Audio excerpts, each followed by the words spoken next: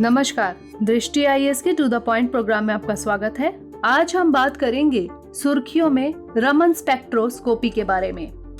आइए जानते हैं ये चर्चा में क्यों है। हाल ही में मुंबई स्थित टाटा मेमोरियल सेंटर की टीम ने लार यानी सैलिवा के नमूनों में मौजूद आरएनए वायरस का पता लगाने के लिए रमन स्पेक्ट्रोस्कोपी का सहारा लिया। इस अध्ययन में यह पाया गया है कि मानव लार में कोरोना वायरस पर्याप्त संख्या में पाया जाता है। अध्ययन के लिए शोधकर्ताओं ने गैर संक्रामक आरएनए वायरस के साथ लार के नमूनों को मिलाकर रमन स्पेक्ट्रोस्कोपी के साथ इसका विश्लेषण किया। आइए जानते हैं रमन स्पेक्ट्रोस्कोपी क्या है।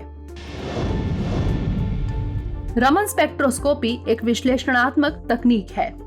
इस तकनीक द्वारा बिखरे हुए प्रकाश यानी स्कैटर्ड लाइट यानी प्रकीर्णन की सहायता से सैंपल के कंपन ऊर्जा संचार को मापा जाता है। इसका नाम भारतीय भौतिक विज्ञानी सीवी रमन के नाम पर रखा गया है। सीवी रमन द्वारा 1928 में रमन प्रकीर्णन की खोज की गई थी। रमन स्पेक्ट्रोस्कोपी द्वारा रासायनिक और संरचनात्मक दोनों जानकारी प्राप्त की जाती है। रमन स्पेक्ट्रोस्कोपी द्वारा रमन प्रकीर्णन की सहायता से सैंपल की जानकारी प्राप्त की जाती है। रमन प्रकीर्णन अणुओं के ध्रुवीकरण पर निर्भर करता है।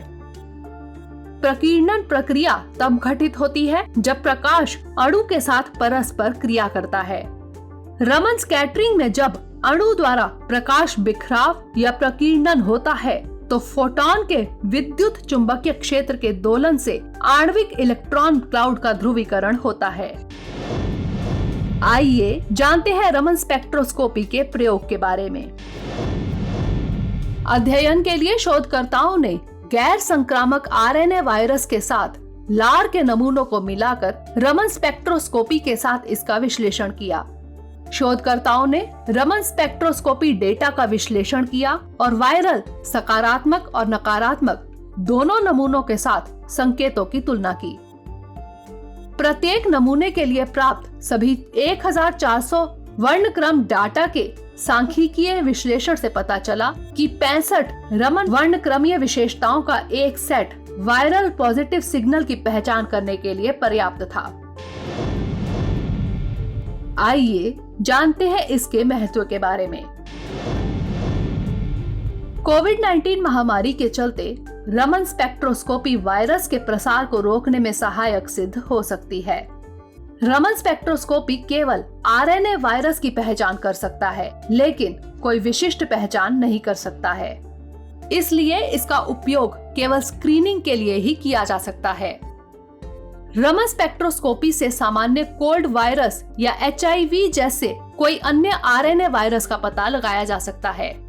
यह कोविड-19 से संबंधित कोई विशेष संकेत प्रदान नहीं करता है। रमन स्पेक्ट्रोस्कोपी में डाटा विश्लेषण की पूरी प्रक्रिया 1 मिनट के भीतर की जा सकती है।